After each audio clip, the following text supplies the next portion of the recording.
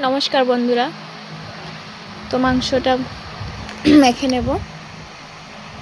মাখার পরে ঢেকে নেব, এরপরে গ্যাসে বসিয়ে দেব। তো বন্ধুরা, আপনারা মনে করবেন কি কি দিয়েছি, তো এটা বলেনি।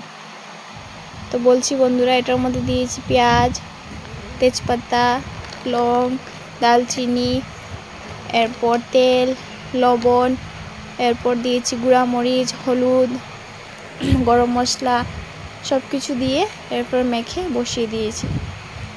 তো একটু সময়ের জন্য এটাকে সেদ্ধ হতে দেব।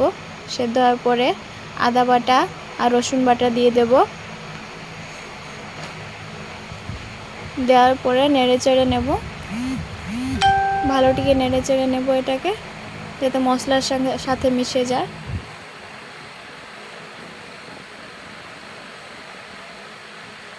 মেশার পরে একটু সময়ের জন্য এভাবে থাকতে দেব, এটা মশলাটা ভালোটিকে ভেজে যায়। একটা রসুন দিয়ে দেব, তো আপনাদের ভালো লাগলে দিতে পারেন বা স্কিপও করতে পারেন। ভালোটিকে নেড়ে চেড়ে নেব, এরপর আবারও ঢেকে রেখে দেব 5 মিনিটের জন্য, যাতে মাংসটা একটু ভালোটিকে ফ্রাই হয়ে যায় আর সেদ্ধ হয়ে যায়।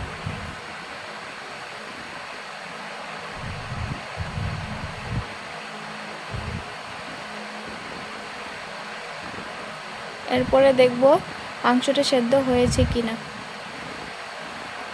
তো বন্ধুরা, সেদ্ধ হয়ে গেছে, একটু কষিয়ে নেব ভালোটিকে। কষানোর পরে এভাবে একটু সময় রেখে দেব, আবার নেড়ে চেড়ে নেব মাংসটাকে, যাতে লেগে না যায়।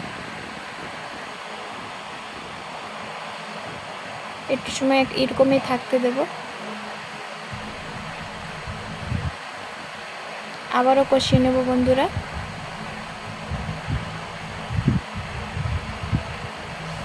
একটু সময়ের জন্য এভাবে থাকতে দেব।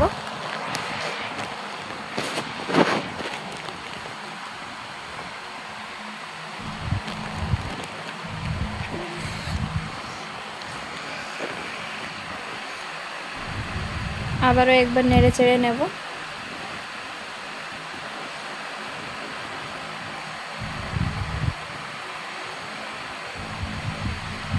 এভাবে থাকতে দেবো বন্ধুরা, যাতে মশলাটা ভেজে যায়।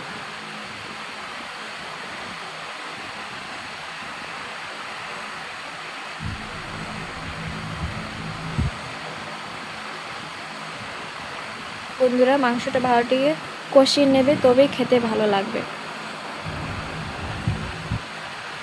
তো আবারও কষিয়ে নেব মাংসটাকে।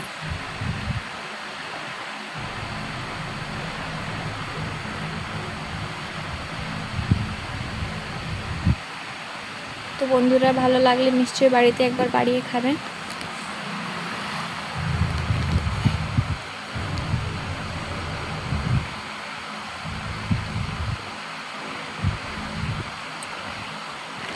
তো বন্ধুরা, প্লিজ ভিডিও ভালো লাগলে একটু সাবস্ক্রাইব, লাইক, শেয়ার করে দেবেন।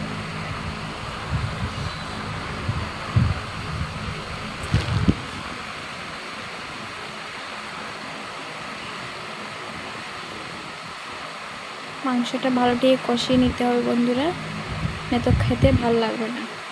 আমার কমপ্লিট মাংস বানানো।